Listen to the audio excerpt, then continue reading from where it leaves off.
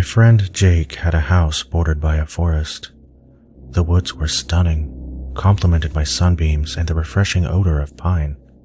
It was lush and intriguingly green, but the moment you set foot in that forest, it feels like someone's eyes are fixated on you, and not just watching you, but staring with hatred. Instead of camping in the forest, Jake's dad set up a tent for us on the lawn. We filled it full of snacks, Game Boys, and lamps. "I'll leave the door unlocked," said his dad before going inside. By the time the sun set, we were comfortably picking out. It was pitch black outside, and I was in my sleeping bag playing my Game Boy beside Jake. We'd been marinating in our own sweat for a while, so Jake shoved his Game Boy aside and stuck his head outside the tent, muttering something. "What is it?" I asked. "I feel like I used to when I saw the tall man," he barely said as he lay back down. My heart skipped a beat. I had never been scared of the tall man, so I was excited, if anything. Jake peeked outside again, and we both heard a snap of a twig. He jumped a little, turned to me with eyes wide open and mouthed, "I'm scared." I was utterly terrified. Another twig snapped in the same area, and we both jumped. After a moment of fumbling, we both got up and dashed towards the house. Jake tugged desperately on the door.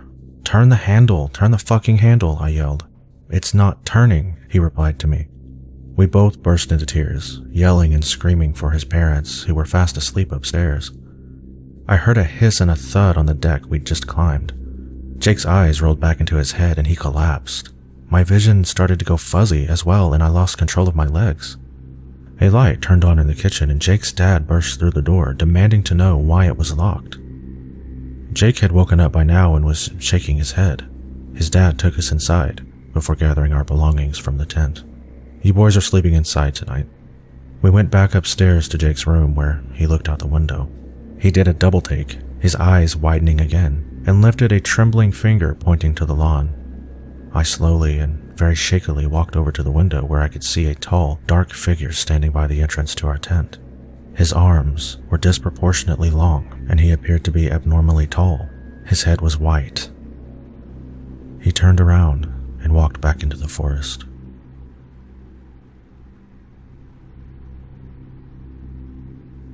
It was late at night, about 10 o'clock. I was getting ready for bed when I remembered I needed to take my dog out so she could do her thing. I opened the door, and Maya went running out for her last bathroom break of the night, yapping in spoiled pleasure. I didn't own a backyard, so we would always go out the front of the house, using a triangle of space between my front door, our neighbor's fence, and the road.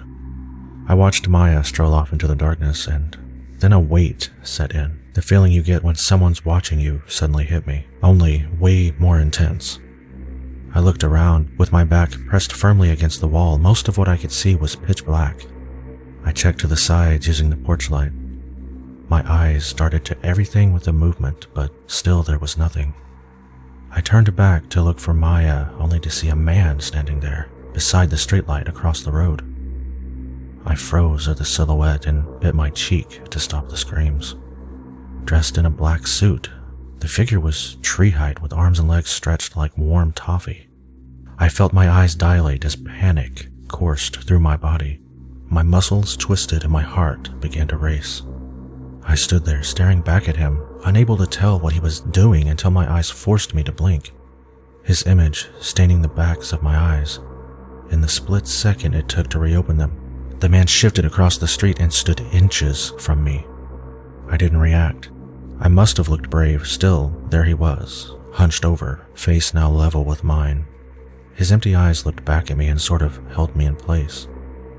I was so scared that I nearly threw up, but I kept it down. I think I tried to run. I'm sure I would have tried.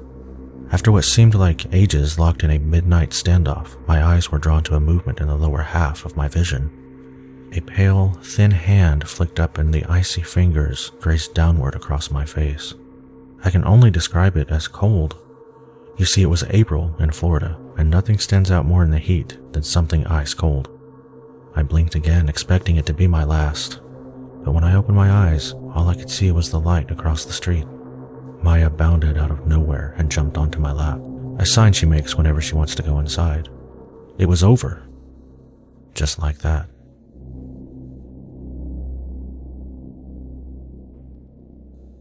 couple of years ago, I had an experience with what I call the shadow man. I've always been a poor sleeper, you see, and as I got older, I started developing sleep paralysis. When I slept, it felt like a prison. I couldn't talk, I couldn't move, but I was conscious, trapped in my own body. When my night terrors took a hold, I was helpless. I would get these sensations of pure dread from time to time, but I just passed it off as some sadistic game my mind liked to play. One night I was lying in bed, halfway between being asleep and awake. I could feel the energy seep out of my limbs. My breathing was slowing and becoming soothing, and my eyes were heavy. I felt the numbness of sleep envelop me. That's when I saw a tall, shadowy figure standing at the foot of my bed. I couldn't see his eyes, but I knew he was looking into mine. I tried moving to shake myself awake, but sleep paralysis had taken over. I felt like a mannequin in the hands of the creature, inanimate, but bearing all the qualities of a human. He began crawling up my bed towards me, and I could feel the pressure. I tried to scream. I tried to will myself out of my own trap, but I was frozen. Soon his face was so close I could make out the inviting white color of it, but I was staring into an abyss.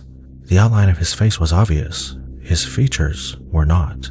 All I could do was to wait for my sleep paralysis to wear off. He weaved his head from side to side, looking closely at my body from head to toe, until eventually I shot up from my bed. I thumped my lamp switch and carefully checked the room from the safety of my bed. He was gone. I figured I must have been dreaming because no one could disappear that fast, not without me hearing them, and not through the closed door or the locked window. After a while, I settled back down. My senses started firing and I got the feeling the monster was back in my room again. I convinced myself it was just paranoia from my nightmare, that my mind was playing tricks on me again. I started to feel sleep take hold of my body once more, and just as I was ready to submit to the fatigue, I heard a creak. The sound was coming from the rocking chair in the corner of my room, rocking back and forth, back and forth.